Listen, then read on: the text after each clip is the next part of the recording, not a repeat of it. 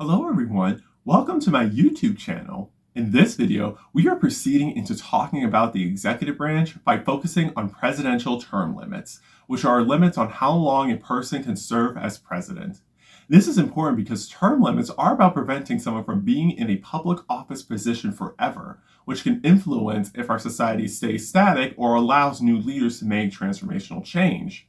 These days, we are used to the fact that presidents have two four-year term limits, but that was not always the case when the Constitution was being formed. Let's look at a historical example of a president being in office for 4 terms. In 1939, Germany invaded Czechoslovakia, Italy, Poland, and Austria. Britain and France responded by declaring war on Germany. The following year, the Nazis invaded Denmark, Belgium, Luxembourg, the Netherlands, Norway, and the Soviet Union. On June 14th, Paris fell to the marauding enemy. Most Americans were struggling from the Great Depression and wanted nothing to do with the war in Europe. They were still disillusioned by President Woodrow Wilson's decision to enter World War I, even though he promised not to. Many people were glad that President Franklin Delano Roosevelt was nearing the end of his second term. They assumed he would not run again. However, he believed no one else knew as much about the complex issues at home and abroad as he did. If Great Britain went down, he believed all of us in all of the Americas would be living at the point of a gun. In 1940, the Constitution did not prohibit a third term for president. George Washington did not want to run for a third term because he did not want to look like a monarch. He created a precedent with having future presidents run for only 2 terms. On July 15, 1940, it was day 1 of the Democratic Convention. Senator Alvin Barkley read a statement to the crowd. Quote, "President Roosevelt does not want to continue as president. The convention should feel free to choose another candidate." Unquote. However, the crowd wanted Roosevelt to run again. Eventually, Roosevelt won the November election with nearly 58% of the vote. With this example in mind, let's proceed into what the framers thought about term limits. The length of the president's term and the number of times they would be reelected were issues as important to the framers as their power.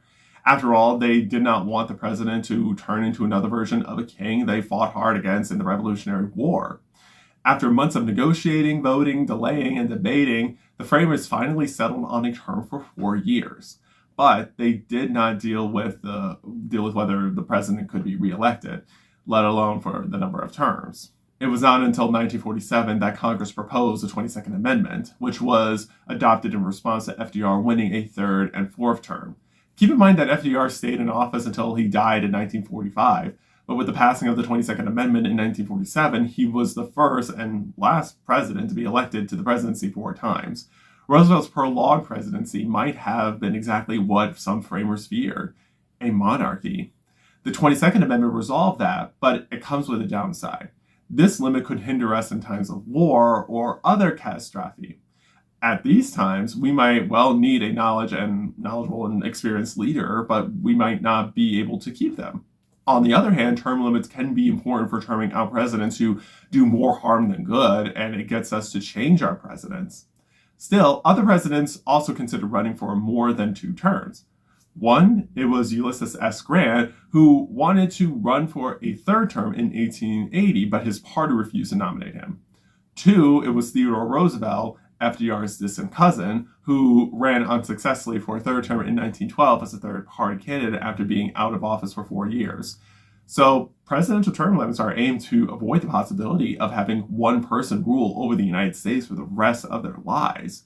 But notice how the president is the only federal public office with term limits. The president loses their job after 2 terms. Congresspeople can be voted out by their constituents at any election.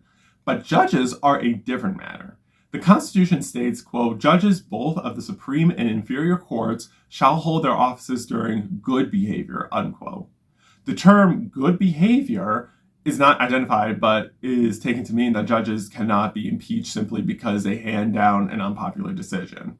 This supports the idea of judicial independence, meaning that judges can interpret the Constitution however they see fit. This provision is also generally interpreted to mean that once they are appointed, judges can stay on the bench as long as they want. Supreme Court Justice Paul Stevens, for example, retired at age 90 after serving for 34 years. All but one state, which is Rhode Island, and almost all of the country's force judges to retire at a certain age or after several years on the job. This is all important because this is a matter of accountability. Congress members do not have term limits, but at least they still need to keep their constituents satisfied so they could keep being reelected for as long as they want to serve in Congress. For judges and justices, it is difficult to hold them accountable when they can serve for life and have this judicial independence protection.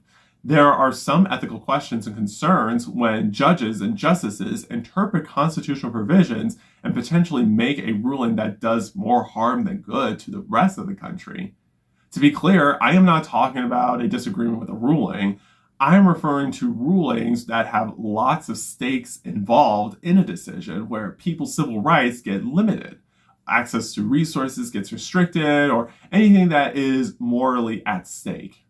Every human being has different interpretations of how our Constitution applies in specific circumstances, and we end up filling in the gaps. Since judges and justices are human beings, they will interpret the Constitution based on their personal and legal viewpoints, and those interpretations can have lasting effects on the country, good or bad.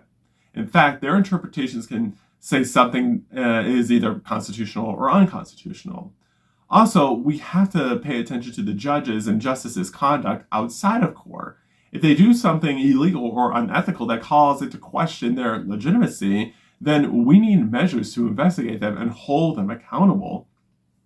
We have to be specific with what counts as good behavior and bad behavior.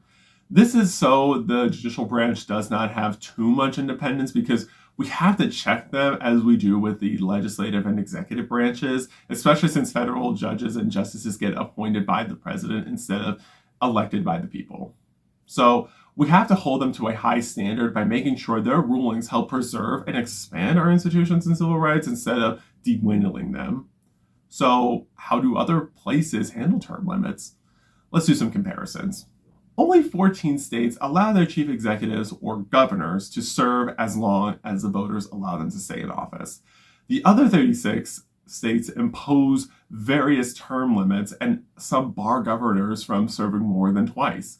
Almost 24 states, including Alaska, Hawaii, and New Mexico, allow governors to serve more than 2 terms, but only after they've been out of office for at least 1 term. Indiana, Montana, Wyoming, and a few others impose a limit of 8 years out of every 12 or 16. In some countries with democracies like Iceland and India, there are no presidential term limits. In others with parliamentary systems such as Germany, Israel, Japan, and the UK, the legislature appoints or elects the head of government. Here, the prime minister keeps the job until defeated in an election, resignation, or the parliament votes that it has no confidence in them. A vote of no confidence in parliamentary systems means that the legislature deems the head of government unfit or incompetent for office. No matter how long they have been in office, the leader is out of a job. The U.S. Constitution does not allow for a vote of no confidence. If the president is suspected of committing a high crime or misdemeanor, Congress can impeach them and hold a trial. But if the commander-in-chief is merely reckless or incompetent or terrifying, that is a big problem, especially if Congress chooses not to hold them accountable because they are afraid of the president and choose to give up their power to hold the president accountable. In conclusion, the presidential term limits play a crucial role in maintaining the balance of power within the U.S. government and preventing any one person from holding executive power forever, much like the monarchy the framers wanted to escape from. The historical example of FDR's 4-term presidency demonstrated both the benefits and risk of extended leadership. His experience helped guide the nation through the Great Depression and World War II, but it did raise some concerns about a person continuing to be president for a really long time and how to hold them accountable. The 22nd Amendment resolved this concern by limiting presidents to 2 4-year terms, ensuring there is regular leadership turnover while preserving democratic accountability. However, the discussion of term limits extends beyond the presidency.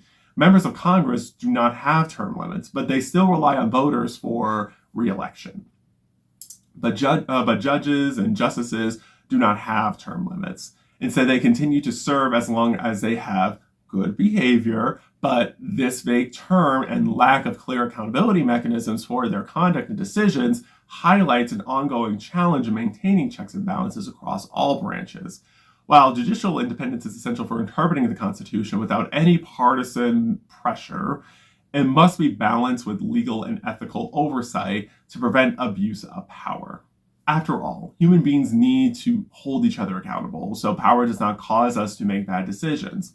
When we compare the US system with those of other states and countries, we see that term limits, or the lack thereof, shape how those communities manage leadership stability and accountability. Whether through term restrictions, votes of no confidence, or re-elections, those are important for making sure our society does not stay static. If we keep having the same people in public office and we do not see much transformational change happen in our institutions, then it is difficult to bring new people into political leadership positions and give them the opportunities to transform our society. So, talking about term limits is important for holding our government leaders accountable and not having the same people control society forever that inhibits new people from making change. In the next video, we will continue to talk about the executive branch by looking at the Electoral College, which is used to elect our president. Until then, please like this video, subscribe to my YouTube channel, and turn on the post notifications so you will be notified when I post my next video. I appreciate your support.